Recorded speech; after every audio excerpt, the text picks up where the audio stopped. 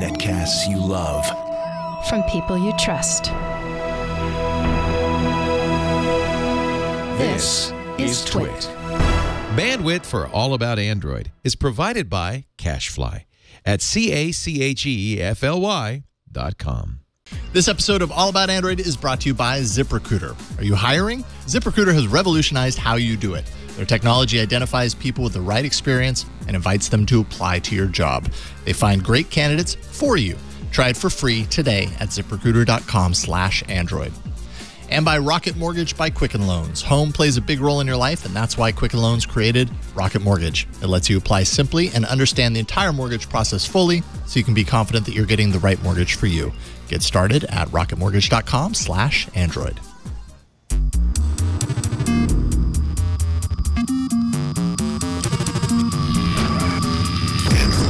Hello and welcome to another episode of All About Android. This is episode 366, recorded on Tuesday, April 24th, 2018, where your weekly source for the latest news, hardware, and apps for the Android faithful. And we're all here today. I'm Jason Howell. And I'm Ron Richards. And I'm Florence Ion. Yes. Yay! It's good to be back. Yes. United. I know. I feel like this happens so rarely these days. We're always missing each other. Well, it's not just you. We're all having busy lives right now. We're busy lives people. Busy people, that's good. To be fair, we've kind of been, it's been quiet. Well, we haven't exactly, it's like, well, okay. That changes today. Yeah, exactly. It's not quiet today. Exactly, which is what I meant to segue to. Sorry, I beat you. No, you did. It was perfect. We have joining us for the first time, but from a site that we have on the show all the time, from 9to5google.com. It's Ben Schoen. How's it going, Ben?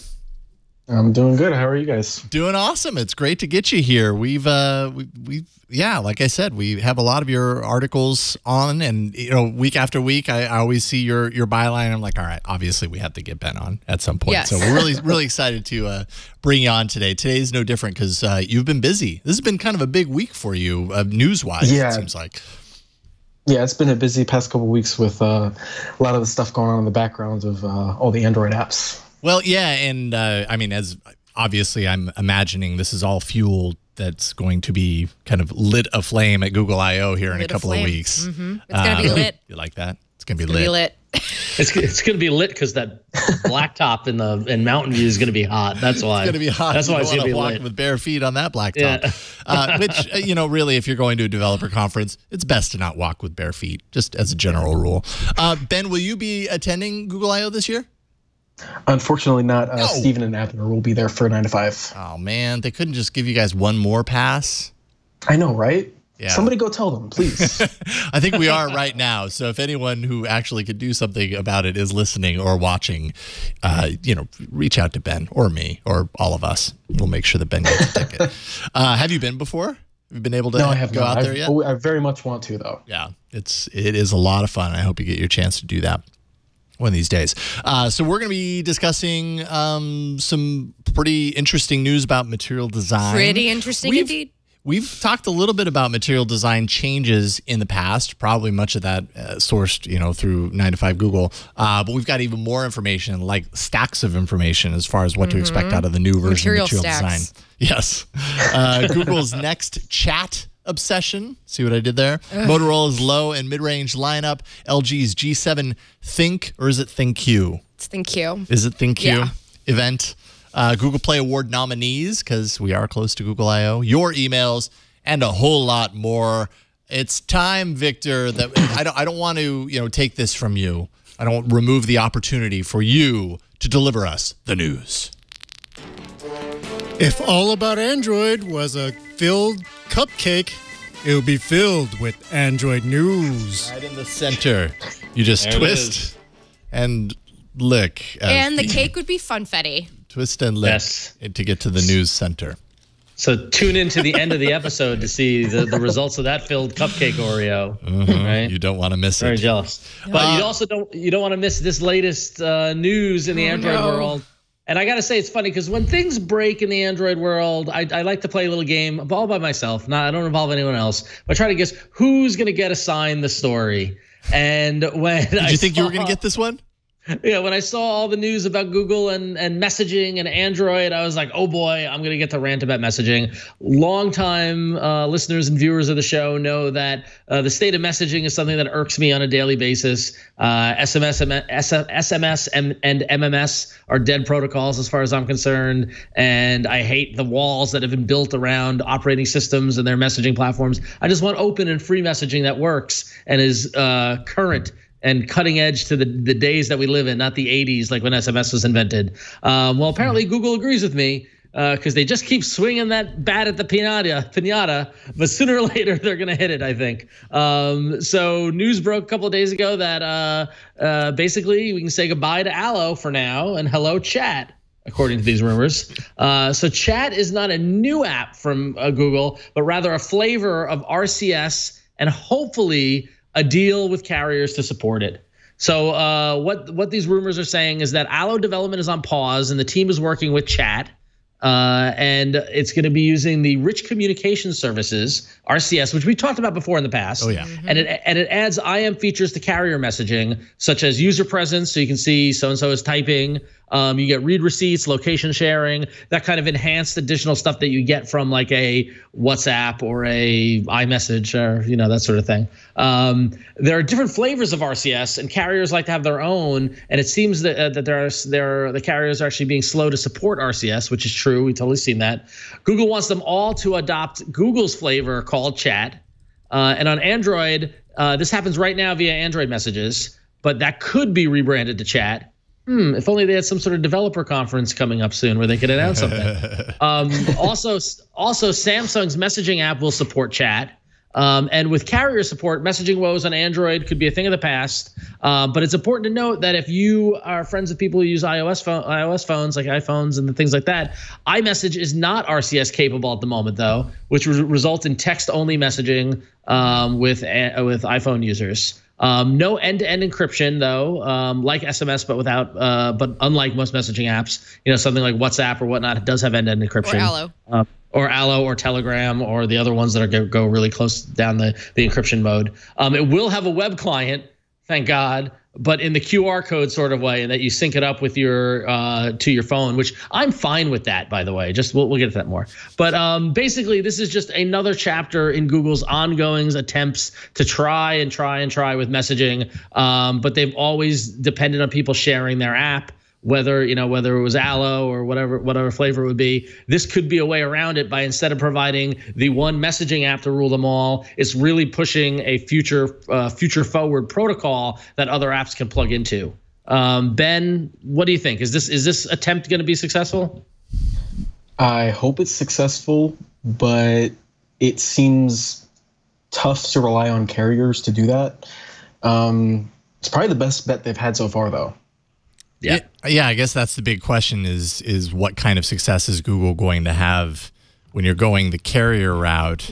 If all the carriers have a vested interest in having their own, their own standard, their own flavor of RCS, how successful is Google already? Like maybe they've already made these relationships and discussions, but how successful will they be in saying, no, this is what you need to do? Apparently they've got Samsung on board, like you said, Ron. So, I mean, that's a big deal. All Samsung phones, whether they have Android messages installed or not, will have Samsung's messaging app installed, and those will support the new chat protocol. So that's a lot of users right out of the gate. And that's what Google really needs, right? In order to get messaging improved on the Android platform. Well, and it's so this all comes. I'm okay. Lots to unpack here. I'm not surprised this is happening because, as we know, I think it's over a year ago. But Google acquired Jibe, which was an RCS messaging platform. So it's clear that this is the development of what they got from acquiring Jibe, right? I think after the latest, I don't want to say fail, but the latest attempt with Allo, I think that they learned very strongly what worked and what didn't work and what it's going to take. And it proved the bet that Jibe was the right acquisition to do and that they got to move in the protocol standpoint, in the protocol direction. Just recently, I've continued to have difficulties with my friends and family and things like that. SMS and MMS are such a dead protocol. And if despite iMessage not being RCS standard, if Google can lay the groundwork and do the negotiation with the carriers, do the negotiation with the Samsung and the other Android OEMs, which, they'll fall in line, you get a mass amount of people that forces Apple to respond. Hopefully, I don't know. It forces Apple to say, okay, we'll support RCS. We can all agree to it, and we can stop these messaging wars. I'm being optimistic on this one, Flo. Do you disagree? I don't think it's going to force Apple to do anything, quite frankly. Yeah. It took them a long time just to adopt USB 3. Or are they incented to? Like, is there really incentive for Apple to be like, sure? They have their own servers for iMessage, and it works perfectly fine for their users. And my friends can talk to me when there are planes. I just can't talk to them, and that's fine for them. Right. They're okay with it. All right, we know how this works. Also, I just want to add a note that RCS, all the American carriers are on board except for Verizon. Okay. So if anybody who's on Verizon, you might know if you buy a phone from Verizon, it comes with Verizon Messages, which is a whole other thing in of its own. Yeah. I don't know if this chart is supposedly showing who's on board, but even there, Verizon's listed. But so maybe they are. Maybe Verizon's on board with Google Chat. Yeah. This particular standard. Yeah, right. So, to that perspective, this could be kind of a big deal. It's easy to see. It's easy to read this and go where we always go with the discussion of messaging and Google, which is, oh, here we go again. Google's got a new thing, blah, blah, blah. But the reason we keep bringing it up and it keeps staying in this discussion and keeps being tackled by Google is because it's really dang important for them to get it right, and they haven't been able to do that. This, kind of going to the source of the problem as opposed to expecting that they can release an app that everybody's going to suddenly magically abandon the thing they're used to using that they've been using for years to then use this, and all the people that they know are going to do the same. That's a really tall The problem order. is Allo is supposed to be a WhatsApp competitor, which is a really bad idea because you're basically going against a very established network that also is now owned by Facebook. Yeah, so there's and Facebook has got that corner of the market, obviously, down in its own way. The international implications of WhatsApp alone are just, exactly right now. And to expect that all of us would just come running over to Allo. I use it with a very small network. I use it with you guys, and I use it with my husband, and that's about it. Yeah, it's almost honestly, like we use which it is fine because we talk about the podcast, off hours, and then my husband and I would talk about groceries, which is fine, but the Android Messages app is still awful. I'm sorry. It is not. It is slow to load. I want to be able to keep all of my logs and not have it take forever to load. MMS doesn't always come through when it's supposed to. Yeah, that's the worst. Sometimes messages aren't marked as read after I've popped into them. The GIF integration. Yep. I just want to be able to easily drop in a GIF into a message and have it feel like a normal part of the conversation and not some Well, it's amazing because so my in-laws all are iPhones and I've kind of mentioned, we could all move to WhatsApp because I've got my whole family on WhatsApp and a lot of my friends on WhatsApp, and the difference is startling. Going from a group text grouping where message come in delayed, they're wait, who said what? Did you do it? People don't get messages. It's so much confusion. Yeah. And then I go over to my side of the family and we're all on WhatsApp and we're in little groups and messages all go through. It shows me when someone's read my message. They can see when I've read theirs. It just works, and it proves that a data-driven messaging platform is the future. It's just, I just hope that Google has the clout to get the carriers to get on board and that we can inch closer to it. And if iOS doesn't play along, fine, I'll deal with it. I'm sure they'll have, some backward compatibility or a way to go fall back to SMS or whatnot. But if we can get our side of the room to be working on RCS, I think that's a win. Yeah. Actually, when you put it that way, it's the exact same thing that iOS users have. All of their sides have that, and there is no interconnectivity with the other part of the world other than a green bubble on what they get when they extend outside of that iOS kind of network. Yep. So it'd be the same thing. Sure, you do it, we could do it too. Whatever. Just consolidate it. Just consolidate it and make it easy. Yeah. Just put the Allo UI, which is honestly why I like using it, because it's just quick and easy and it just looks nice and it's pretty and it's cute. And then put all of the functionality of Android Messages in there or Google Chat or whatever. Perfect. Done. Finished. Lickety split. I solved all your problems right there. Now, maybe we should jump into the future of Android design. Because I'm a little interested in where this is headed. That's going to be a really big part of, I assume it's going to be a really big part of Google I/O this year. I have to imagine. So we are starting to see a lot of new material design touches. Ben, you've written a lot about it, which we are going to pick your brain in just a second. But first, just kind of run through what's been going on the internet, if you haven't been paying attention, which is what we're here for. The Google Play Store right now has an almost, or rather, Ben did a APK insight, and the Google Play Store had an almost full white UI. The Play Services account settings has been revamped. The Google Feed is also testing a new design that's super bubbly with lots of white, empty space. The Google app is also testing Material Design 2 with a bottom bar redesign, which is already scaring me because I'm just so tired of all these, like, I have to change where I'm looking at the clock, and now I have to change where I'm, like, really? Chrome has sent me for a loop with the bottom bar. Oh, so, yeah, that's a true point. The Google account settings and the Play Services are also seeing a new design. So, Ben, let's just toss it to you. What does it all mean? What does it all What is the meaning of life, Ben? What is the meaning of life as Is a it material design Throwing it all on me. fan? Throwing it all on me. My first appearance and everything. Solve all of our problems, Ben. So it looks like Google's revamping material design. We've heard it called Material Design 2. Obviously, that's probably not the final name for it, but that's kind of looks like what we're getting is just a complete revamp to material design that introduces a lot of new things.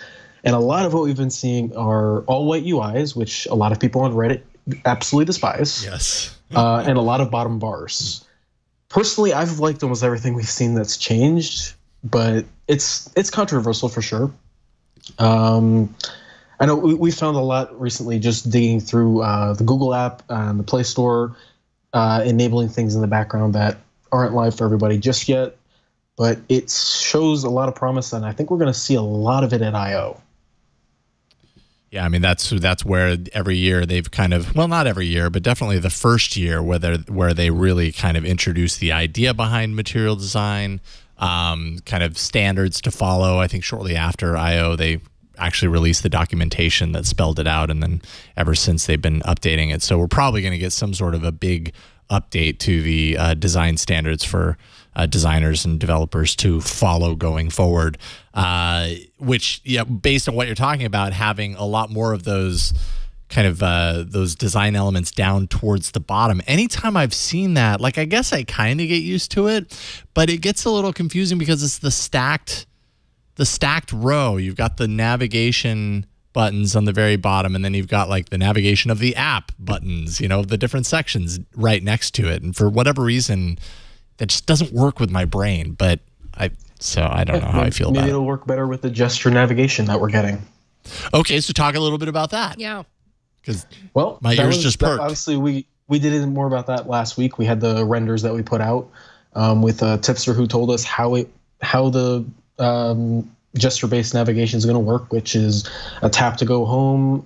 I think if I recall, we'll have a swipe to get to the recents and the contextual back button. So maybe that'll make more sense with all these bottom bars. Personally, I'm good with it either way. Yeah, that's actually a really good point. If they're tweaking the navigation, that might help.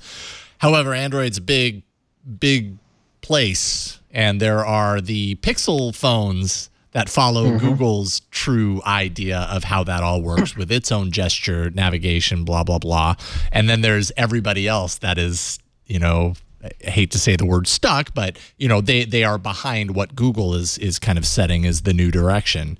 And so, that might work with one element, but it might not work with another element. But it's fine. It's really fine. Ultimately, we'll get used to it. We really shouldn't freak out, actually. I'm just looking at it right now. Yeah. Excuse me. And I'm just thinking, you know what? That's not a big deal. Because in fact, like, all the devices that I've been testing lately for work, they all come with companion apps. And those companion apps practice a lot of these same UI layout standards. It's putting the navigation at the bottom. I think it's a possibility. Wait, I can't speak to that yet, actually. Hey, do you remember from your iPhone days? Was there a lot of navigation on the bottom? Let me think here. Because I'm trying to think if this is a subtle ploy to be like, hey, you see something very familiar here, don't you? Oh. Yes. You know, I can't. Gosh, I don't know if it wasn't or if I just can't remember. I could have just put my iOS days, as far out of my memory as possible. You just compartmentalize. Yeah, you are a strong person. I moved on. I tried. Do a show what January? I don't know what January is that you speak of. I do know that on iOS the back button is always ends up in the top left-hand corner, separated from everything else, and I never got used to that. No, it's not okay. So anyway, it's not that bad. Yeah. I think it'll be fine. It's it's subtle, right? Right, Ben? Yeah, sure. Right? Why not? Validate my fears. Thank you. All right. Well, I'm sure we'll find out more about that at Google I/O. I think generally they did so well with material design first. I'm open to see what the new stuff will be. I trust them. Yeah, they had really good. There was good intention behind the reason, the ways that they changed material, to material design. They actually had. It was almost like this theoretical journey. Do you remember? Following remember? Unveiling why material design was material design. It was just so beautiful when we first got it. And it was oh my God, it's organized. It's like a piece of cardboard floating on top of a texture. A colorful piece of cardboard with texture. It was so. I want that feeling back. They'll dazzle again. Just you wait. I certainly hope so, because I really need a dose of that in my life right now. What is this dazzling? A source to Droid Life. This is almost break. Yeah, you know what? Do you happen to have breaking news? Yeah. Because if there is one, this really was it. It broke right before showtime. It's time for some breaking news. Creamy, crunchy chocolate. O-R-E-O. You did it. Thank you, Victor. A source to Droid Life said shortly before showtime that Google Play Music isn't long for this world. What? God, where did this come from? What? It's because of our episode. So, totally because of us. Which is not to say that it's going away entirely, just to say that it's going to be replaced by the new YouTube Music platform that we keep hearing about. This new service would be based placing more emphasis around things like recommendations, smarter playlists, time of day recommendations, which, by the way, all those things exist in Play Music currently. But I would imagine YouTube is the bigger brand, has the bigger brand profile. It's the millennials, guys. I hate to say it. And if you are a Play Music subscriber, supposedly, according to these rumors, there will be forced adoption for current Play users by the end of the year. They're forcing adoption. That's a good question. JJ in the chat room asked the question that just suddenly shook my world to its core. You guys, I'm on Spotify. And that is, what about your library on Play Music, the library that you uploaded, and I live off of that library. There it goes. What is going to happen to my world? Bye. Famous NSYNC song. I don't know. I didn't think about that. I didn't either. Yeah. That's a big deal. I really hope it doesn't go away. That's a big deal. Oh my goodness. You guys are worried. I am. Because we should be. No, I know. I'm a terrible person. I have no music anymore. That's one of the best things about Play Music is that anything that you don't have that they don't have, you can just have it. I have stuff that is. I have bootlegs. True. I have old records. I have old set recordings of 7 inches. I wonder if there'll be limitations because of rights. Yeah. But I would imagine that YouTube would have more rights than Google. Just putting it out there because it's embedded right there in with the rest of the entertainment industry. So I mean, if your band's got a Vimeo, probably fine. If your band's got a Vimeo. Your band got a Vimeo? Good. You're good. Jeez. Ben, what music service do you use? Are you on the Play Music, and does this shake your world to its core? I'm on Spotify, so it doesn't really affect me, but I'm really interested to see what they do with this because I got kind of excited to see what this YouTube service would be when they were talking about it at South by Southwest with combining the best of YouTube and Google Play Music because honestly, Google Play Music is still way better at finding music that I haven't heard yet that I like every time I've used it. Because of that Google search algorithm. Yeah, no, really. So I'm really excited to see what this is when it does come out. All right, so if they were teasing it as the best of both worlds, I have to imagine. Yeah. Please tell me that by best Google Play Music, best feature actually makes it over, please. And if that doesn't happen, there's no truth in advertising. It's a big problem. Yeah. Yeah. All right. I don't know how I feel now. Ron, take away for you. Let's quickly do an email. Very quickly. Craig from Melbourne, Australia. Did I say that right? Melbourne. Craig says, thanks for the great shows. I've been listening every week for the past 3 years. Thank you, Craig. I appreciate it. Was just wondering why Huawei and ZTE get a bad rap from the U.S. government, but you never hear anything about Xiaomi products being banned. And this is related to our discussion last week about ZTE getting slapped and pretty much banned from being able to use U.S. products, eliminating them from being able to use Qualcomm and things like that. We were talking about that last week. And feel free to correct me, guys, or chime me in. But as far as I know, Xiaomi hasn't broken any trade agreements with countries that the U.S. government doesn't like, which is what happened with ZTE, where they tracked back. They were doing stuff with other countries where there are sanctions and things like that, causing more of a geopolitical issue and less about an economic selling things in the U.S., which has been the concern about Xiaomi up to this point. Also, Xiaomi isn't selling phones in the U.S. yet. Yeah. They're just selling accessories. Yeah. So, Yep. That's kind of exactly where my mind was at, is that they really haven't, and for years, as we've been talking and following Xiaomi, it's always been the when are they going to bring their phones to the U.S.? Oh, but when they do, they're going to get the smackdown, from a copyright standpoint. Although I feel like they've kind of moved their design away from those waters a little bit. There was a time a few years ago where they were making very familiar looking products, and now they're doing their own thing. Now they're doing their own thing. Very much so. Yeah. And they're doing it really well. So I would love to see their devices in the US, but that does not mean that they won't encounter resistance if and when they decide to do it, because so far it's the track record for these Chinese hardware companies it's not looking good right now. Yeah. I don't know. What do you think, Ben? Have you had a chance to mess around with any of the Xiaomi phones? What's your thoughts on those? Yeah, I rarely get a chance to play with them. The last one I got was the Mi Mix back at CES, but okay. I never got to see that one in person, I don't think. It was the first bezel-less one. Yeah. But I mean, I wish they would come here because their phones look great, but they're gonna have even harder time than Huawei does, because Huawei can't get any brand recognition and the US shut them down, and Xiaomi is gonna probably run into that same problem. And they sound even more Chinese, so no one's going to buy their stuff if they do come here. Right.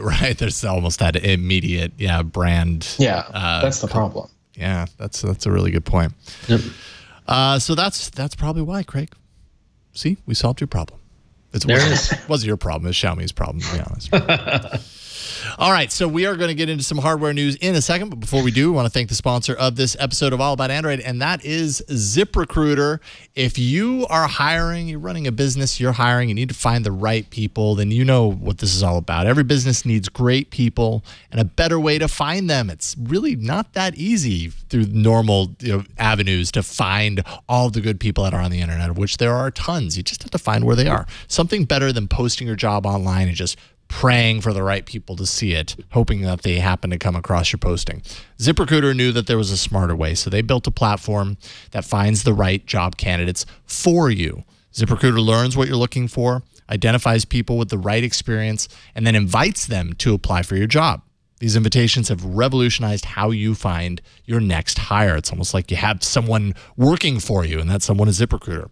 In fact, 80% of employers who post a job on ZipRecruiter get a quality candidate through the site in just one single day. And ZipRecruiter doesn't stop there.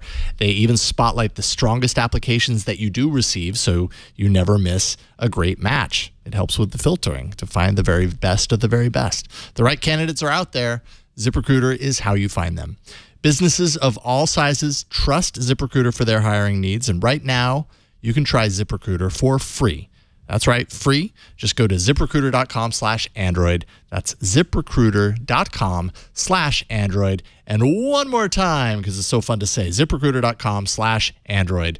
ZipRecruiter is the smartest way to hire, and we thank ZipRecruiter for their support of All About Android. All right, it's time to jump in. We're going to dive in to the hardware news.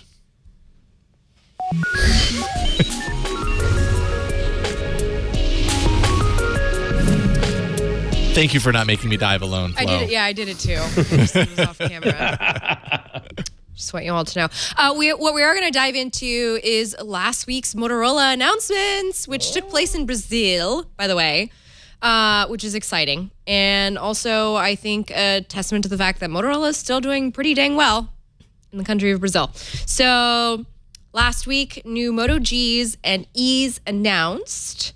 Moto G G6 Play is the first one. That is $250. Octa-core Snapdragon 450, 3 gigs and 32 gigabytes of space, or 4 gigs and 64 gigabytes of space. Micro SD card, 5.7-inch Full HD LCD display, dual 12 megapixel, 5 megapixel. Ooh. A rear-facing camera. I'm running out of Yeah, I know. My apologies. I'm looking at this wall of specs. I apologize. Don't feel it. 8 megapixel front-facing camera, 3,000 milliamp battery, and Oreo. The G6 Play will be $200. It'll be a lower-end version of the G6 with a quad-core Snapdragon 427, 2 gigs of RAM, 32 gigs of storage, or 3 gigs / 32 gigs of storage. Oh, yeah, some okay. options. All right. 4,000 milliamp battery and a single 13 megapixel rear-facing camera. It's a nice large battery. Yes, it is. So nice. Just to kind of wrap up the G6s, we've got pretty relatively mid-range specs on there. A couple variances depending on your needs, depending on your price point if you want to save $50. But just do it. Just see if you can scrounge for that $50 somewhere. Yeah, always. If there's a $50 difference, you might as well. Just look in the couch if you can. Moto E5 Plus and E5 Play were also announced. The E5 Plus has an octa-core Snapdragon 435, 3 gigs of RAM, 32 gigs of space, micro SD, expansion slot, 5,000 milliamp battery pack. Nice. So that's a big one. 6-inch HD Plus LCD display, 12 megapixel rear-facing camera, 8 megapixel front-facing camera, and Oreo. No price yet, unfortunately. And the E5 Play is the lower-end version of the E5 Plus with a quad-core Snapdragon 425 or 427 and 2 gigs of RAM with 16 gigs of storage, 2,800 milliamp battery pack. That's significantly smaller than the E5 Plus. Yeah. Okay. 5.2-inch HD LCD and 8 megapixel rear-facing camera and 5 megapixel front-facing camera. So those are the specs on your mid to low-end phones that you can buy from Motorola, coming soon at a theater near you. Oh, wow. They're going to start selling them in movie theaters. Yes. Well, in this economy, we got to find any way to get people to the movies. And, That's true. Free with a movie pass. A Motorola phone. There's an idea for you. Yeah, not bad. It's got some options. Not bad. And, I mean, options within options. So that's great for the lower cost devices, especially, not everybody can find $50 in the couch. True. And you've got to, if you are going to be Motorola and make your money off of your bread and butter off of this, you might as well offer a spectrum of options as much as your manufacturing line can manage it. Yeah. So, very practical. In other hardware news, does anyone else? Does anybody comment? Do we motion to move on from Motorola? Move on from Motorola. I don't know how much more that there is to say about it, but I'm curious about this one. I know this is discussion worthy here, particularly because we've talked a lot about the Bixby button in the past, and it's seen a lot. It's drawn a lot of ire from some people on this show. But LG has its G7 ThinQ. I want to call it Think, but it's not. It's ThinQ. Is scheduled to be shown off apparently at an event on May 2nd in New York. And of course, ahead of that event, we're finding out more and more about this phone. Details are leaking out, according to those people who happen to be familiar with the matter. They say that this device and renders that were leaked by EvLeaks, I think tend to support this, that it's going to have its own dedicated Google Assistant button on the left side of the device. And much like the Bixby button, you cannot reassign the button. So, Ben, obviously, I played around with the Samsung. Oh, hey, IS. Hey, it's a familiar face. I played around with the Samsung devices with the Bixby button, and quite frankly, I disabled them because anytime they ever went off, it was accidental. It happened in my pocket, whatever. I disabled them. However, I would have, maybe considered assigning that to Google Assistant if they let me, but I don't think they let you. They just tell you can either turn it on or turn it off. Do you think having it tied to Google Assistant changes it? Like, Yes. will this be perceived differently, Ben? What do you think? It's going to be a lot less annoying. I love the squeeze gesture on the Pixel to get to Google Assistant. It's very convenient. Yeah. Having a button on the G7 ThinQ, which is still a terrible name, I think it'll be good. I just hope there's still an option to disable it because it might get annoying because of the placement, which looks like it's still underneath the volume rocker, which is just a really bad spot. It's cool to see this happening because we actually found icons in the Google app a few weeks back that supported that this was happening. Oh, okay. Like icons that were tied to the actual button? Yeah, like almost a tutorial icon that would show you, hey, you can press this to get to the assistant. Okay. Or you can change it, right? Right. Hopefully. Oh, no. It's LG. They'll probably do that, and then they'll say, look, unlike Samsung, you can change the button on your LG phone. This is a multi-purpose button. Yeah. I mean, what does it matter to LG? It's not like Google Assistant is their thing, right? It's a button that summons somebody else's thing. So let it summon any of somebody else's things. That would be nice. Angry Birds or whatever app you choose. Not Angry Birds. Angry Birds is so. It's like, what year is it? Yeah, I know. What year is this? All right, so I guess we'll find out more about the ThinQ at the event on May 2nd. So last week we had Miriam Jawar on the show, and Miriam was very, very positive, very hyped up about the Huawei P20 Pro. And Ben, you've had this phone now. I'm not sure how long you've had it, but I imagine you've probably had it long enough to form a personal opinion on it. And I'm really just kind of curious to see if it pairs up with how Miriam was so positive about it. You've been playing with the P20. What do you think? Yeah, I've been playing with the P20 Pro. I've got a P20 in the other room, but I haven't actually used it yet. The P20 Pro, I really, really like this phone, actually. My daily driver has been a Pixel 2 XL, and then I switched that for the S9 Plus when I got that in. Ever since then, I've been using the P20 Pro, and honestly, I have no desire to go anywhere else, and that's the most glowing review I can give to anything without... Interface and all? Well, a couple thousand words. Actually, yeah, with the Mate 9, that's the one I always go back to. At that point, I was pretty much fine with Huawei software. It's still way heavier than I would like it to be, but I have no problem using it, and I don't have to disable things or change things to use it day by day. Mm-hmm. Oh, that's fair enough. I completely identify with the whole like highest praise when you review a lot of phones. The highest praise is I'm not rushing to jump back to whatever phone I was using prior to this. If you're in no rush to go back, that usually means that it's a good phone, at least in my own experience. So, especially when that other phone was a Pixel. Yeah, right. Well, totally. Then that's high praise, and I mean that pairs pretty closely with what Miriam was saying. Miriam was really, really into the camera aspects. Have you been using the camera very much? I have as much as I can, but I've been pretty much confined to my apartment because of allergies. So I haven't done as much as she has. Wow. Yeah, no, they're really bad. They're very tough. Yeah. Oh no, I have seasonal allergies that on days can be really bad, but man, not being able to leave because of it, that really sucks. I'm sorry. Yeah, no, but every shot I have taken with it so far, I've been very happy with. Okay. I will say, I know those Huawei phones have fun little like modes on them, so it's like camera modes. They actually let you do things like light trails and stuff, which I always appreciate because once in a while I just want to do a silly light trail. Instagram.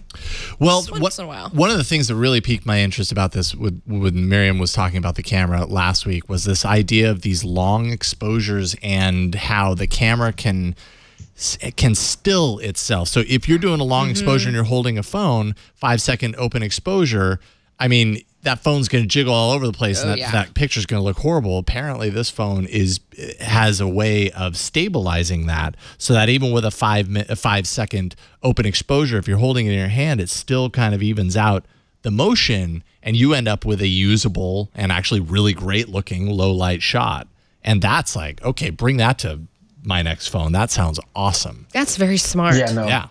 I want to test that out really badly. Yeah. Because that just looks fantastic. Right on. So are you working on a review for 9 to 5 Google that'll post at some point? Yeah, I'll probably sometime in the next couple of weeks. Nice. Awesome. So everybody make sure to check 9 to 5 Hey, Ben, Google.com. what carrier are you using it on? I'm curious. I am using it on an AT&T SIM card. Okay. All right. I should really, anyway. Get one. Let's move on. All right. All right. Speaking of carriers, we got another email from Nathan who writes in and says, I'm not sure if this is newsworthy to you or not, as it isn't specific to Android, but as a Sprint customer who uses the Google Voice integration, this news kind of stinks. I mostly use Google Voice for voicemail transcripts to my email, but my favorite feature is the integration of my cellular number into Hangouts and being able to make and receive calls on a PC or through the Hangouts application on my Wi-Fi, only Nexus 7. With the integration, I only had one number and got all the benefits of Google Voice. Porting my number to Google Voice, then forwarding calls to a new cellular number seems like a hassle based on what I've heard from you guys on the show, especially for outgoing calls.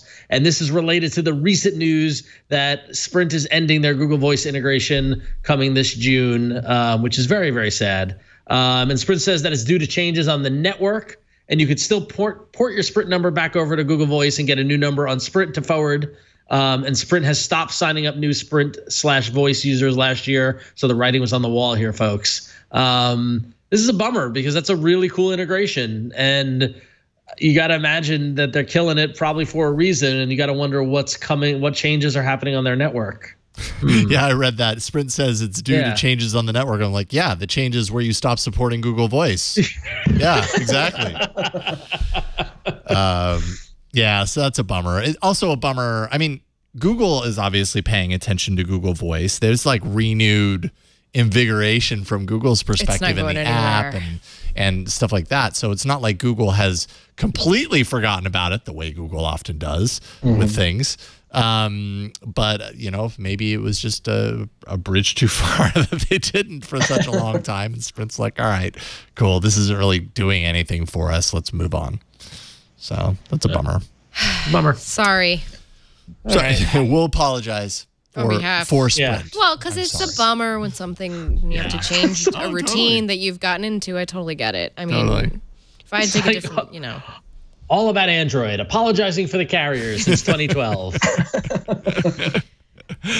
We'll say sorry because they don't. There you go. 2010. When did we start the show? 2011? Is that when we did it? 2010-ish. It's been 7 years. Yeah. Crazy. Yeah, something like that.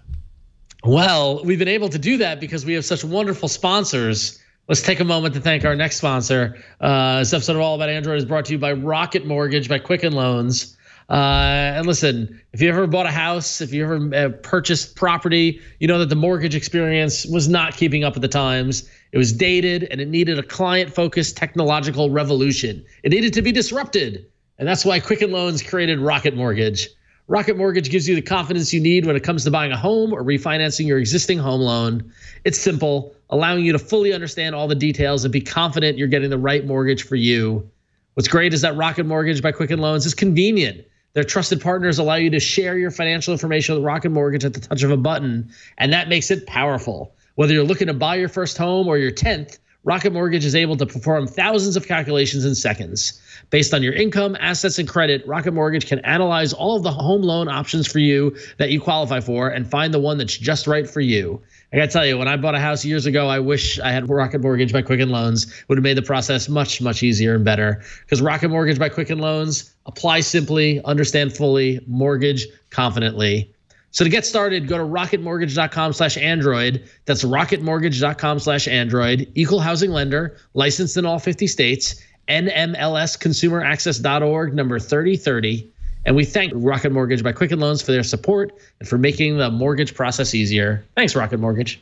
Thank you, Rocket Mortgage. By the way, Patrick Delahanty posted in chat. I knew someone would, and of course it's Patrick, because he knows all this stuff on the back end. March 29th, 2011 was episode 1. But we started doing our alpha episodes. I think it was still 2011. I think it was January of 2011 is when we started our alpha episodes. And those Which are on also YouTube. means that also means that just about a month ago, we blew past our 7th anniversary. We need to pay attention to our anniversaries more. The 7th anniversary? We didn't do anything? That's lucky number 7. 7's not a round number. You know what? Actually, we should do something for 8 because that is a lucky number in Chinese culture. Oh, okay. All right. Cool. Okay. I believe. Sure. All right. We'll say I'm happy birthday to us. Let's put it in the calendar. March 24th. Plus, it's a nice unit number. Yes, you do that, Ron, while we jump to apps. I don't know how you jump to apps, but we will. It's a jump to apps, Matt. Wait. It has apps. Hold on. Back to the number 8 thing. I'm sorry. Okay. What? Yes. Just kidding. Okay. No, you're good. I just wanted to make sure that I said the right thing because I felt bad. 8 is the luckiest number in the Chinese. Sorry, let us continue with our show today. All right. Hey, 2018 Google Play Award nominees have been announced. If you've been hurting because your Google phone Oscars is lacking new apps that win awards or at least get nominated for them, well, you're in luck because many apps have now been nominated. Winners will be announced May 7th at Google I/O. As they usually do, they hold an event. They usually hold this event during some other really big thing that happens at Google I/O. And I feel like every year that happens where I'm like, oh, I'll totally go to that. And then I look at the schedule and I'm like, yeah, but this thing's happening at the same time. Okay, I'm going to go there instead. Which is kind of a bummer. They were trying to make it be like the GDC. You know, GDC does like they do a game awards every year. Yeah. And they always do it during the big thing. The conference, and like it's like a whole award show where people get dressed up, and there's like it's like Golden Globe seating. It's a very big affair, and I would love to, frankly, see Google adapt that. They should do it at Google I/O and not have it up against other things, and then all the developers would be there to root each other on. Wouldn't it be nice? Like get dressed up, like come into town, totally, you know? Wear a like tie. have a nice meal, maybe you could wear a tie. Yeah, exactly. Nominees, some recognizable nominees that I think we've had on the show at one point or another. Fabulous, Headspace, Universal Copy I think we've had, Forest, Clash Royale. I'm not sure we've had that on, but that's a name that everybody recognizes. Astro. Ron, you've been the champion of Astro. Big fan of Astro. I'm glad to see you. Glad to hear that. Yeah. So there's a whole bunch of stuff in here that we have yet to pillage for the Android App Arena. I just want to say that I don't know if I agree with. I don't know if I agree with the standout well-being app. But you know what? I'm going to take that offline. Okay. Yeah. We'll talk about that later. Anyway. I mean, there's 5 there. Yes, but sorry. These awards things are never going to be satisfying. They never are. I mean, I'm sorry. It's good. Yeah, it's good to see some stuff gets nominated and all this sort of stuff. But this is really this as seriously as the Oscars, okay? You know. All right, I gotta make sure Michelle Williams got her nomination, okay? Is there a Kardashian app? If so, it should be in there. Kardashians are not Oscar winners. What I would like, what I do find fascinating about these nominations and these stuff like that, what I would like us to do is that even though every week we have an arena where we have at least 3, if not 4 apps that we discuss, I'm always fascinated by there are apps that are nominated that we've never even talked about. Yeah. And maybe to coincide with this, maybe the show before this awards, we do an arena of just nominated apps. Because or something like that. Because Victor, if you go back to the list, get off me. Nobody wants to see my dumb face. But if you go back to the list and scroll up, I mean, aside from the games, I mean, I skip over the games, but like Carita, N26, Credivo, Drops, Canva. I don't know any of these apps. Yeah, it is interesting, right? Like we're always scouring for apps to bring in, and I mean, scroll up more, Victor. Let's look up more. But I mean, like this is emerging markets. Let's scroll up. That's fine. We can. There's a reason why I don't know about that one, but I think it's fascinating that the apps that are nominated by these are either no-brainer ones like Pokemon Go, which we totally understand, and of course it's going to get nominated. That's fantastic. Or it's some app that we've just never heard of and never touched upon. I feel like Pokemon Go is like nominating Lord of the Rings for the Academy Awards. Like there's 6 or whatever, 3 movies. Wasn't Pokemon Go longer than a year ago? I feel like Pokemon. There are a couple of reprise, like Fabulous. Fabulous, didn't that win App of the Year in like 2016 or 2017? Oh, it may have. Something like that. Okay, well. Or I know it was at least a nominee before. I mean, I guess we allow repeats in the arena. Now we do. It's true. We said as long as it's been long enough. As long as there's a reason, yeah. Shall we move on to more apps? I think Other so. apps? I think so. Other apps that are of interest. So this is a fun one because, of course, in your real life, you've probably given directions by saying, turn left at the Krispy Kreme. Well, now Google Maps will do that for you. It got an update last week that will use landmarks in spoken directions when appropriate. So, instead of turn right onto Clementi Street, you'll turn right after Room and Board on the right onto 7th. Wait, what is Room and Board? Is that like anyway? Yeah, Room and Board. It's a store. Yeah, it's a what do they call those things? Those buildings that you walk into? Brick and mortar. Yes. Okay, so it'll say turn right at the Burger King. That's what it'll say. Say turn right after the Burger King. Or pass by the McDonald's, or there's a shoe sale at DSW. Who knows? Maybe one day it'll start doing that. Yeah. I mean, as long as the sign's big enough. There's a shoe sale at DSW. Pull over. It's on the right before your next turn. Oh, so you're thinking all the ads. You're taking it to the next level. How Maps starts to understand the stores that you actually might want to go to. We know you pass by that Home Goods on your way to the grocery store wondering, should I go in and just see if they have any lamps on sale? And the answer is yes, Flo, you should always go in. Oh man, that sounds annoying. That's one of those things but it's not if it's your happy place. I guess so. I don't know. Yeah, Home Goods. I guess all so. Right. Room and Board is not my happy place, neither is a shoe store. But if it was a video game arcade, sure. Wow. Shall we move on? Yep. All right. So you might, if you're a Chrome user, you might recognize that red screen that you get in Chrome when navigating a page that might be harmful or as evidence of some sort of malware or phishing attempts or something like that. That's called safe browsing. And safe browsing is now being added to the web view, which is what other apps use to integrate web content by default. So we're going to get safe browsing integrated into Android apps with this. Developers don't need to activate this. It'll be active by default and help people get back to safety. So there you go. Google safe browsing, protecting you even in your integrated apps using the web view. That's awesome. Let's be honest. There wasn't a whole lot of app news outside of the material design stuff. We figured out a couple of things, sure. Unless we missed something, because I feel like a lot of the good app news we had at the top block, and it was all 9 to 5 Google stuff about material design. Did we miss anything important? Did anything earth-shattering happen that you? Nothing's popping to the top of my head right away. Then I think we've done what we need to do. Yeah. Good. Okay, so last week you may remember that Ron brought an app to the arena called Exodus Privacy, and John. But before you get into this, whenever someone writes in and we include an email about an app one of us brought to the arena, my heart always sinks. Oh, really? Because my fear is that someone downloaded, they're like, well, that app, yeah.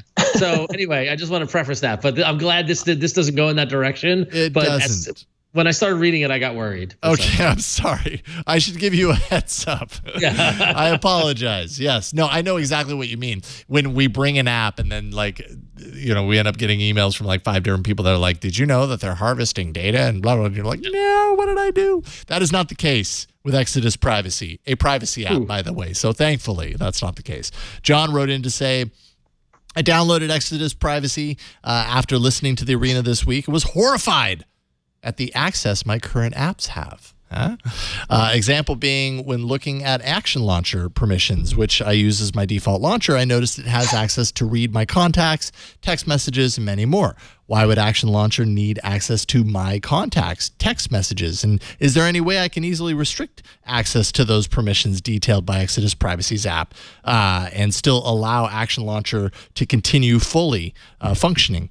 A real benefit to the user would be if those apps that do not share data with other third parties are coded in some way, so it's very clear before downloading which apps share data with third parties and which do not. I won't deny that last part at all. More clarity would absolutely be good. My guess is Action Launcher, and right or wrong. So that's what it comes down to, is that permissions are all about your own interpretation and what you feel comfortable with. My guess is that Action Launcher requests access for contacts because within the launcher, it probably surfaces your contacts for quick access. So if contacts is really important to you and you want to have a page of Action Launcher that is your recent contacts, the only way they can surface those images and allow you to have one-tap access to them is for you to grant access to the app for your contacts. Text messages might be the same way. It's a launcher, so it's very possible that there's like a widget or some sort of integrated functionality that will save you the tap of going into the app to see your text message come through. Instead, it's embedded in the launcher. So that's my guess. Again, it's up to you. Do you feel comfortable with an app having that permission in order to do that thing? And if you don't, then choose not to. You can go into the settings on a per app basis and you can turn off those things. And it may break the functionality of the app in a certain way, though. That's the kind of downside of that. So Can I go off script for a moment? Yep. It's tangentially related to this, not really tied to permissions, but kind of. So my sister, who I've mentioned before on the show in the past, who I have set up currently within HTC. What's the latest? The 10, the M10, M9, M10, I believe. U11. Is it the no, not U11. The one. So M10. Okay. She's on the M10. Okay. Yeah. So she's on the M10 on Verizon. And she finally got Android 8.0 Oreo. And she texted me and she says, I need your help. I need IT help. I got the new version of Android and I hate it. And I said, what's the matter? And she says, it keeps giving me a notification of apps running in the background. Let that sit in for a moment. So you know how Oreo has the notification that says app is running in the background. Yeah. She's like, I don't care what the apps are doing in the background. It's giving me a notification. I have to swipe it away every time it does it. It's driving me crazy. That's there's education there, right? Breathe, right? So I dug into it, and what I found out was that she uses an app that allows her kids' cell phones and her husband's cell phone to check in. So it's basically Find My Friends. It's called Life 360, or it's the one she uses is Find My Contacts or something like that. And it's basically like you can look on a map and you see where everyone is. Now, in order to do that, it phones home every 15 minutes. Every time it phones home, it triggers the background notification thing. So she knows that it's working in the background. She's fine with it. Whatever battery drain is happening because of it is not a problem, but the constant letting her know that it's happening is driving her crazy. Right. Android 8.0.1 allows you to disable that notification, but 8.0 doesn't. Huh. Okay. So that's what I learned this weekend. So when you explain, sorry, Ben, go. No, so I vaguely remember an app that let you disable that. I can't remember. It was last year. I saw some mentioning of it, but I didn't want to go too deep with installing stuff like that, especially if she's going to get 8.1 at some point. But I guess it took her this long to get 8.0, so who knows when she'll get 8.01. So let's see here. I just found it. It's literally just called hide running in the background notification. Wait a minute, that makes too much sense. I don't know if it works on. I don't know if it'll work on HTC, but I remember using this last year. The preview came out. Yep. It is called hide quote running in the background end quote notification. Listen, just put it out there. That's how you get your app some traction in the Play Store, okay? Here, I'll put that link in the show notes, twit.tv/AAA if you want to find it on the Play Store. But just do a search for that. Funny. Hide running in the background notification and you'll find it. Yeah. But yeah, that would not be necessary with the latest version of Oreo is what you're also saying. Right? I just thought it was very funny because I feel like that notification is something that we're all like, how great is this? They're telling us what's running in the background. And you go to a average user who's annoyed by it, right? Yes. Yep. So when you explained to her what it was and wit did that, like how did she take that?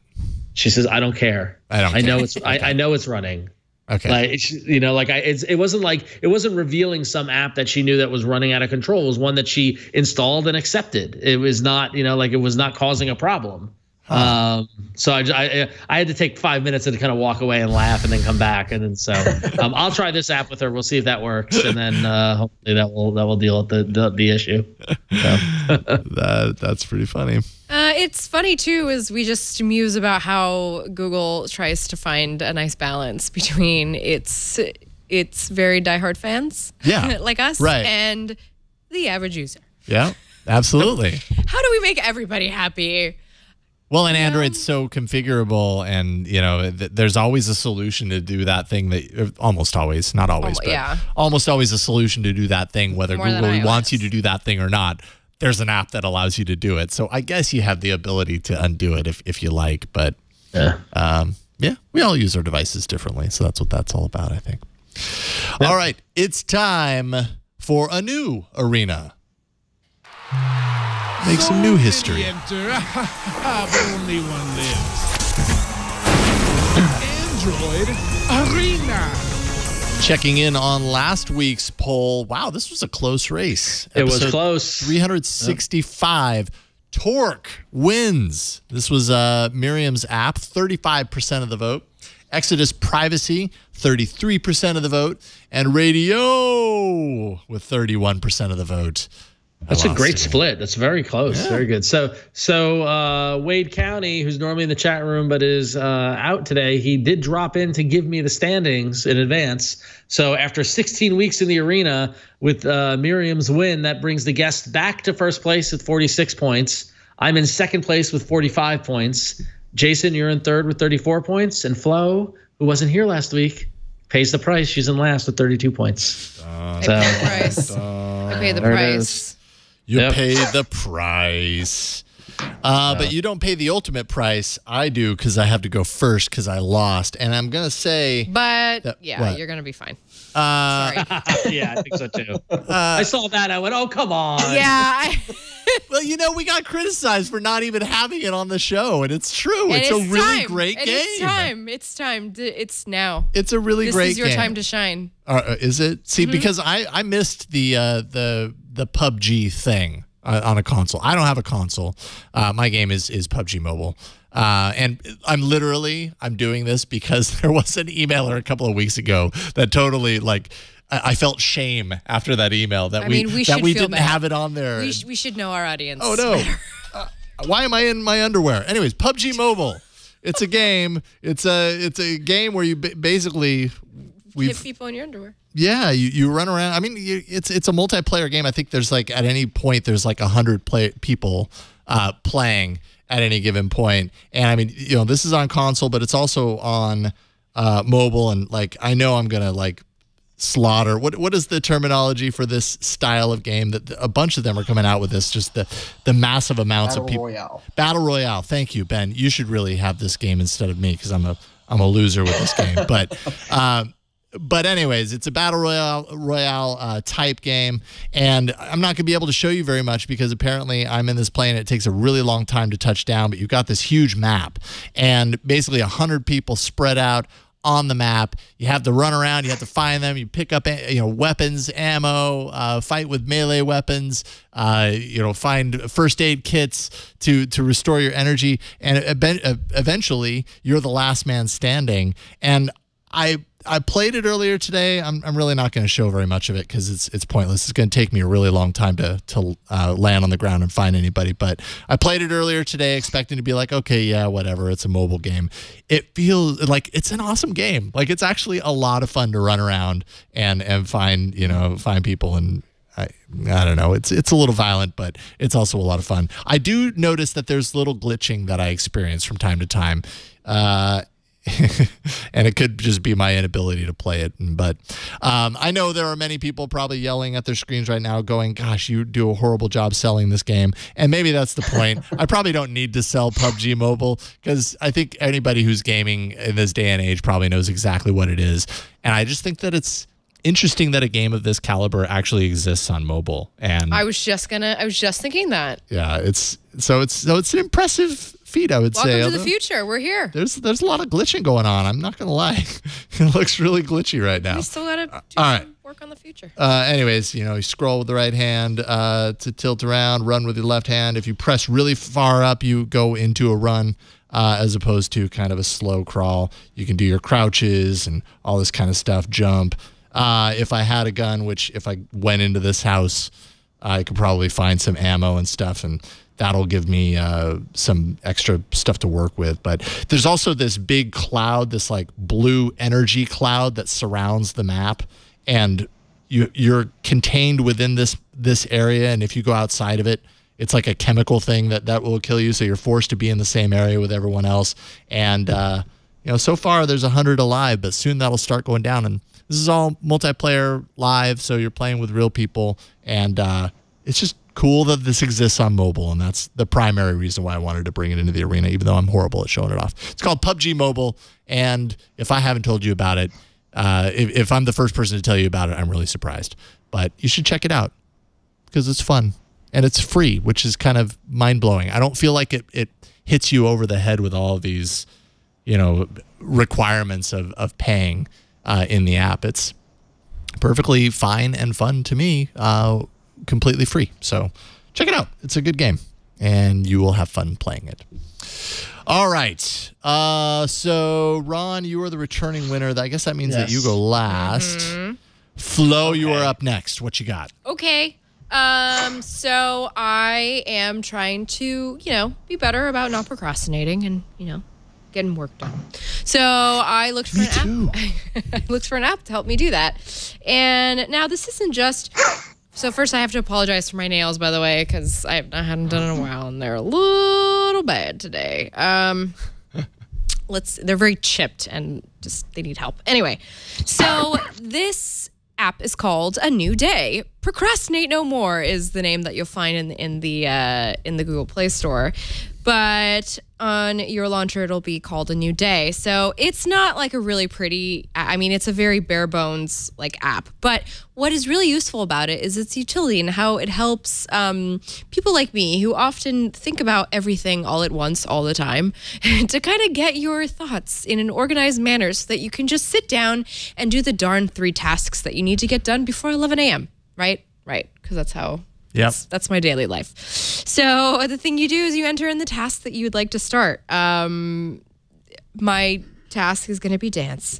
And then from there, you're going to go down a series of questions. So if you need help getting started, you could say, yes, I need a little motivation, and we'll go down that. Or you could say, no, I've got this, and then it'll just take you straight to the task, and it'll start a countdown. By the way, when it alerts, the alarm is just, it buzzes for a very consistent amount of time, like 15 or 30 seconds. So if you say you do, you answer how you feel about the task, kind of helps you get your thoughts into order. You can save your thoughts. You can see what thoughts are coming up when you keep sitting down for this task. So it's very much just a helpful tool for kind of understanding where your procrastination is coming from and helping you achieve the task at hand, even though you've got all this stuff going on. And it also helps you create alternative positive thoughts. It does a little breathing thing with you where it'll kind of breathe out and breathe in, so you can just kind of get into the zone of working. Oh, that's a cool animation. That's your breathe out, breathe in animation. Yes, and cool. I just love the relative simplicity of this app, but what an absolute utility it is of just to help me be able to lay it all out. This is the stuff I'm worrying about this morning, but I can't get into it because I gotta get some work in to my editors. I'm not gonna get paid. And then when you're ready to start the task, you enter in your subtasks. So whatever, I'm just gonna put in a TK. A couple subtasks. There we go. All right, we're gonna get that started. Whatever's going on, we'll go to the next step. You choose your time, and then you just go do your work. Do it. You just do it. Nice. That's it. It's very simple. Extremely simple, but extremely effective. Awesome. Yeah. And it's called New Day. New Day. Procrastinate no more. Except Logan 5 recommends procrastinating later. If you can just put off the procrastination for another time, that would be helpful. Can you procrastinate the procrastinating? Yes. Yeah, that's how it works. That's the only procrastination that's good, is putting off the procrastinating. All right. So, Ben, I have your app installed, but as you pointed out, kind of as we were prepping for the show, it requires a lot of access to financial stuff. So we're going to rely on the Play Store shots, if that's okay. I can't really show it off with my own accounts, but go ahead and talk about Digit and tell us what you like about it. Yeah, so Digit is an app that it saves money automatically by attaching to your bank account. I've been using it for over a year at this point. Oh, wow. What it does is it attaches to your bank account, it tracks your income and your spending, and it automatically drafts money based on your habits so you can afford it. So basically, it knows what you can afford to save, and it'll put that away. You can set it up to save for specific goals or just to put into a random fund. Like I have one that's saving just for, whenever you need it. One that's saving up for, like maybe a gift for somebody or something like that. You don't have to do anything once it's set up. You just attach your bank account and let it run wild. You can also manually save if you want, like you can see on one of those screenshots. It automatically puts the money into an FDIC insured account, so it's safe and you can take it out anytime you want for free. It's free for the first 100 days, and then you pay $2.99 a month. And actually, just today, as I was putting together my notes about it, they announced a new feature called Digit Pay, which you can set up to have the app put money away that you would otherwise just save. It would put it away to automatically paying off a credit card, which I think is ridiculously cool. Oh, nice. But yeah, it's free for the first 100 days. It's $2.99 a month. It's available on Android and iOS, and you can actually use it just through text too if you want. But I think it's a really cool app. That's awesome. Removing the thought and intention behind saving and all that kind of stuff. It's definitely a theme. I've seen different apps tackle it from different directions, and I think that's super effective, right? Like if you don't have to think about it and it just happens, and it happens responsibly, right? Like you don't want to just take out $100 and maybe you don't have the money to cover it, but it sounds like it's kind of analyzing what you have and making a safe determination. Have you found that determination to be kind of within the realm of acceptability with what you happen to have in an account? Yeah, when you first start using it, it spends a couple of weeks tracking your income to make sure, like, I'm not going to take out this much on payday, but it will look at it and say, okay, I can take a couple bucks here, a few cents here, and then throw it in based on what you make. It depends on how it's more effective depending on how you get paid. Like if you get paid weekly, this works really, really well. If you get paid like I do, where you get paid at the beginning of the month and the end of the month, it doesn't work as well, but it still works really. It still does. It takes all the guesswork and the planning out of saving money because you can just let it run and then look and it's like, oh, there's a couple $100 I didn't know I had. Yeah. Oh, not bad. Right on. It's called Digit. And it's free to check it out. And then what did you say, $2.99 a month? Yes. Awesome. Cool. Great pick. Love it. Digit. And then finally, Ron, I have your app installed. I haven't played with it. Easy. Yeah. Was it easy to demo or? No. I said I haven't played with it. I've got it installed and I opened it and then I got confused and so I thought we might need to show the video on the Google Play Store. But yeah, so my app, sometimes you see one that's neat and it's applying a new technology and it might not be for everybody, but it's worth calling out. This is called Cam to Plan, and it's a $3.99 app. It's a little expensive, but it uses AR Core. And what it allows you to do is use the augmented reality core in Android now to measure the size of a room. We see Jason's arm doing this, but yeah. So basically, if we play the video, you can see it. You use your phone's camera and it moves it along and it detects the edges and will map out an entire room, and then it will export that map to a file that you can use to design. So if you're a contractor, if you're doing home improvement work, or you're trying to, figure out where furniture can fit and all the measurements, I can't tell you the number of times I've gone around my apartment with a 10-foot tape measure, trying to measure the entire thing to know if a couch will fit or not or something like that. This gets ridiculously, crazily useful, and it's also really neat. So so cam to plan. If you need to use your phone as a measuring mapping device, there you go.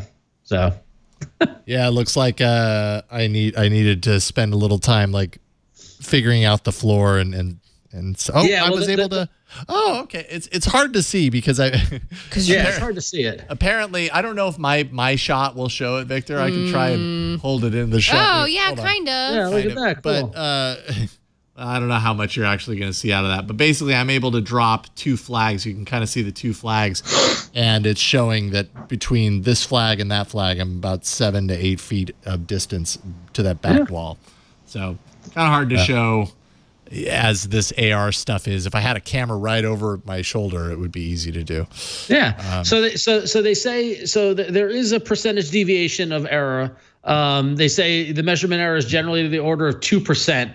And it's based on the conditions in your apartment, good lighting, textured floor, lack of reflection, etc. But apps like this have to lay the groundwork before AR is adopted widespread, in this way. And as Jason's doing it there, you can see you're manually dropping flags, right? Or is it picking those up? Yeah, no, I'm manually dropping them. Yeah, so there's a button there where you can drop a flag automatically. And measure the distance from a marker. It's really cool though. Yeah. So So cam to plan, $3.99 in the Google Play Store. If you're a contractor or you do a lot of home improvement stuff or doing anything that requires measurement or things like this, it's worth checking out. So. Nice. Right on. Good pick. I feel like if I had an open room and not all these obstacles, I'd get better results out of it. Very cool stuff. I love seeing AR core stuff happening. All right, so I'm going to go ahead and post this poll. Then I'm going to create a URL for it, which I have not done yet. But just give me a second. Oh yeah, it's very exciting. I'm going to hit that button. This is the mechanism how people can vote. You see, there's all these pieces have to fall into place in order for you, the listening audience, to be able to vote on your favorite app. Boom. Right, thank you for vamping. We got there. twit.to/AAApoll366. Ron, you know me so well. I do. Twit.to/AAApoll366. You can place your vote for your favorite app this week. Is it PUBG Mobile? Is it New Day, Digit, or Cam2 Plan? Place your vote. We'll check in on it next week. Cam2 Victor is hovering and goes with Digit. Victor goes with the AR core. Hey, Victor's... Or no, sorry, with the finance, with the savings. Do you use an app similar to this, like for savings, anything like this, Victor? No, this makes me think I do need to. But you will. Yeah. Excellent. You can thank Ben for all the money that you save. Yeah, thanks, Ben. And we will thank Ben for joining us today. Ben, it was a lot of fun having you on. Ben Schoen with 9to5google.com. Leading up to Google I/O, I have to imagine you guys are just all super focused. Hopefully you're getting lots of leads and people familiar with the matter to write fun stuff up. Yeah, no, it's gonna be a fun week. I'm looking forward to it. Right on. Everybody can follow Ben's work at 9to5google.com. Are you on Twitter? Is there anywhere else that you want people to follow you if they want to get in touch? Yeah, you can follow me on Twitter at NexusBen. NexusBen. That makes sense. Awesome, Ben. Thank you for joining us. We'll have you back soon. We appreciate it. Yeah, no, thanks. I appreciate it. Absolutely, man. Flo, what you up to? Yes, you. As if I never ask you this. No, I know. I am working. I work. It's good. It's great. I'm really happy I'm working. I don't know if you're telling the truth.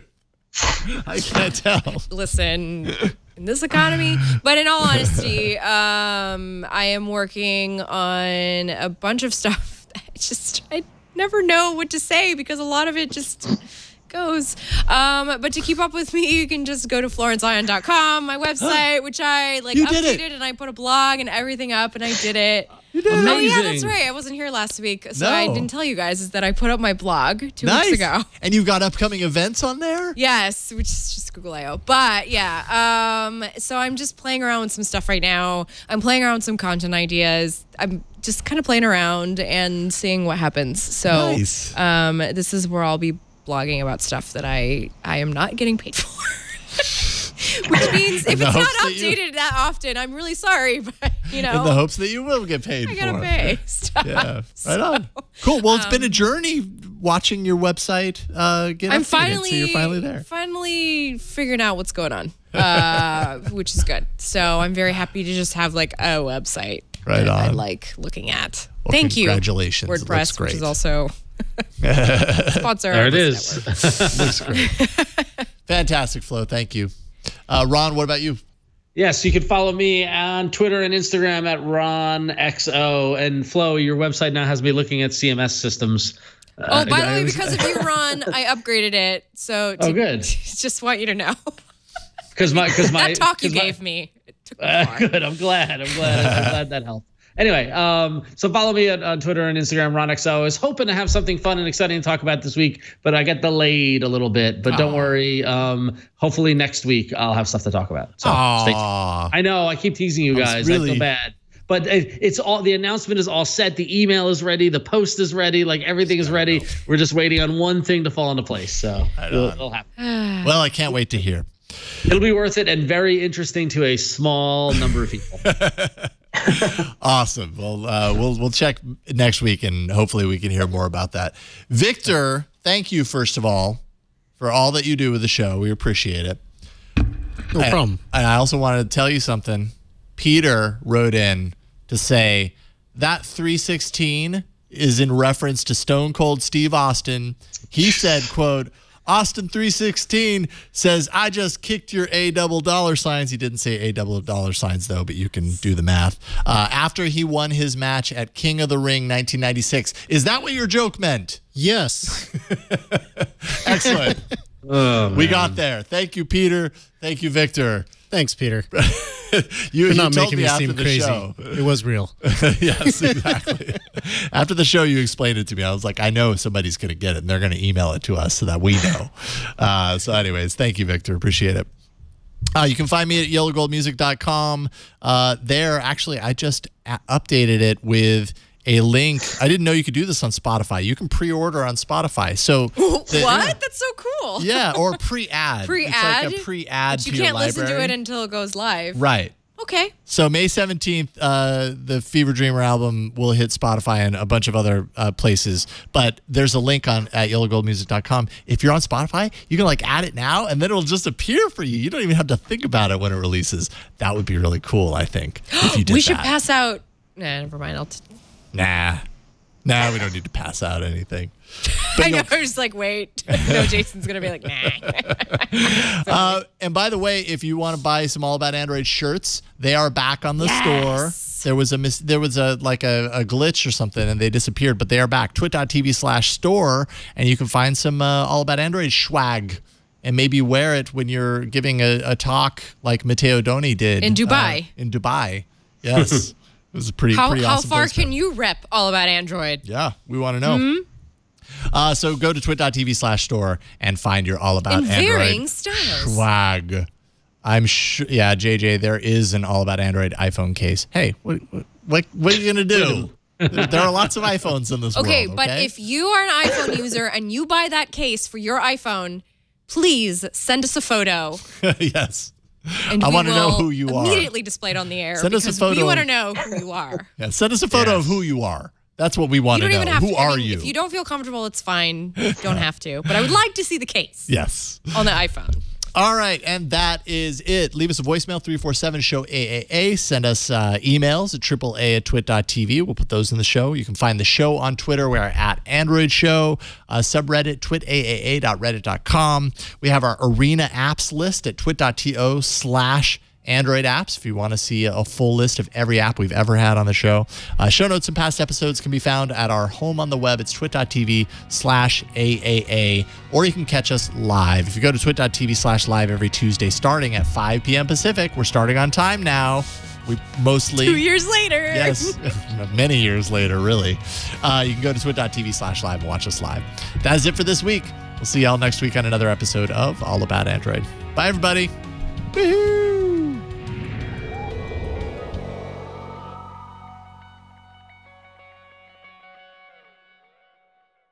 Oreo cookies. Oh, yay, we're still doing that. Yeah, we're still doing that. We've got a whole new stream of cookie ammo. New crop. And this time is no different. Oh, this one looks yummy. Filled cupcake Oreo, because I got really excited. Filled cupcake Oreo. They went with the generic version of this. I don't think they could say. What is that? What is the filled cupcake? It's a Hostess. It's the Hostess. Treat. Hostess. Yeah. The Hostess cupcake with the swirls on the top. What was that Those called, though? The cupcake. Cupcakes. They were just Hostess cupcakes? They're just literally Hostess cupcakes. Yeah. Oh, okay. Yep. Oh my God, they used to come in a pack of 3. Ah! Okay. Ow. Wait, smell them. It's like a wine.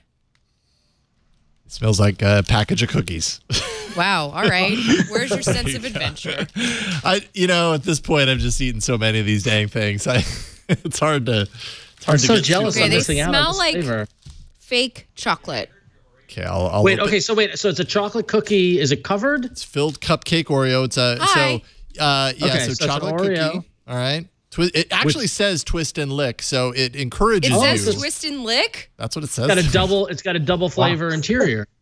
It's All right. enlarged to show detail, but actually it's not really enlarged. I'd say It's that's not about the same lickable. size. It's not lickable. Okay. It's already false advertising. Yeah, it's not.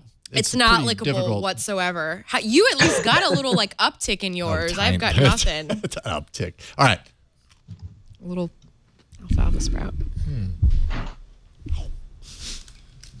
There we go. This is the major one. I'm going to tell you why it's not, while you're eating it and coming up with your rating. I'm going to tell you why it's not lickable, because this came out in February 2016. Okay. Hold the phone.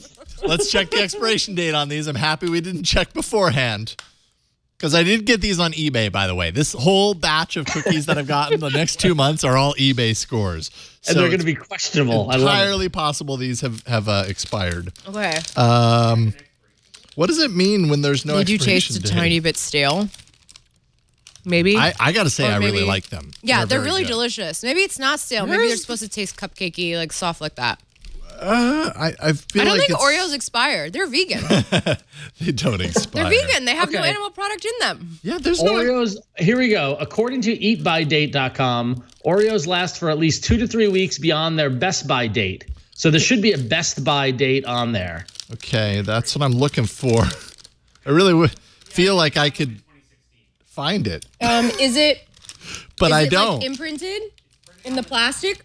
That's what I was thinking, but I feel like I'm looking everywhere, and it's not even. Well, under. no matter what, it says unopened Oreos past the printed date 2 to 3 weeks. So Okay. no matter what, you're out of that range. Whatever. Yeah, Those were delicious. if these are 2016. We're out of the range. You know what? I don't even care. They're good. I don't care. They were good. They're really good. They're super good. They should bring these back and And make it's them a not like we permanent ate flavor. spoiled meat, so we'll be fine. All right, let's hear your ratings. Filled cupcake ratings. Go ahead and take it, Padre. Ratings. Oh, it's up there. 9. Yeah. Wow. It's really good. Even with the staleness, it's a 9 or whatever. Well, the it is. staleness gives it a nice It kind does. It gives it a soft. of mushy, soft quality. I agree. It really adds to the It's almost mushy like a cupcake. Man, Maybe not quite. We've actually, gotten really but good at this, by the way. We are. We've gotten really good at this. I'm really happy love that it. we're chronicling all flavors. Can't wait till we find out what P is, and you got to eat that. Android P. Yeah. I'm Pie. actually okay with this, by the way, because I'm very hungry when I come here. There's Yeah, like they a are whole stale, army right? of people in here. All engineers in Padre Did you and check multiple? web design. Oh, I thought you were eating like a stack of them, and I was like, go Burke. All right. That's really good, you guys. Even though they're expired, if you Sorry, can do it. find them, eat them. You will enjoy it. Sorry, Ben. Yeah, sorry we didn't send you a package of expired Oreos. Sorry. That's fine. Next time we'll find those expired Oreos and send them your way. Yeah. And I feel like for your first appearance, if we had done that, you might be a little offended. Be like, why are you doing this? I can't wait to see what P is, because I'm really happy about us eating now before the show. It really helps sustain me through the next hour and a half.